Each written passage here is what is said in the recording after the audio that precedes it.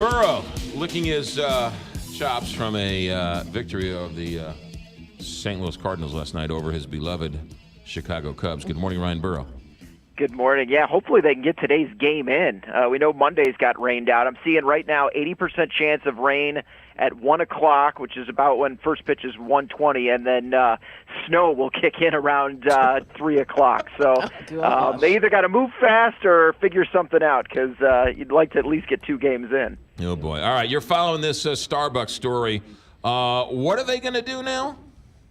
All right, so Starbucks is going to tap the brakes, close the doors sometime next month. It's actually going to be May 29th for a couple hours to train up everyone on racial bias. After what happened in Philadelphia, 2 men arrested for sitting and not leaving and not making any purchase at a Starbucks in Philadelphia.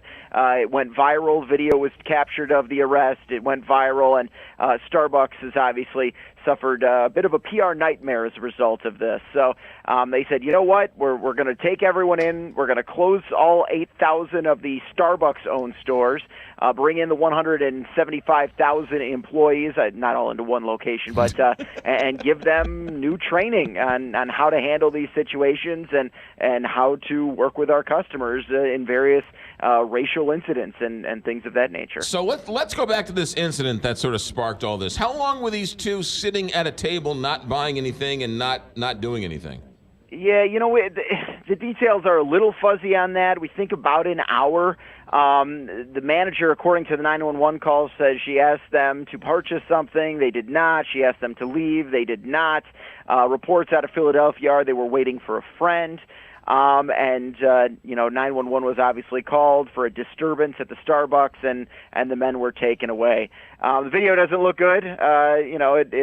It doesn't seem as though they were doing anything bad or mean or wrong, and obviously the way that Starbucks has responded shows that they're not happy with the way things went down. In fact, the CEO, Kevin Johnson, called the arrest reprehensible and says they're going to do everything they can to fix that and prevent it from happening in the future. I mean, is there some type of Starbucks policy that you're allowed to sit in a Starbucks for an hour and not buy anything or order anything and just sit there? You know, it's interesting because we were talking about that here at the office. You know, the Starbucks kind of portrays itself as the hangout place, right? I mean, you walk in there and you can see people, looking for jobs, students getting together, and it doesn't seem like it's necessarily about the coffee, which is, of course, $4 to $5, but it's about kind of that hangout place. Right. So, it's I don't know. I don't know if every store has its own policy or if it's kind of store by store. Yeah, and then closing the stores for an afternoon, they're going to lose something like $13 million or something.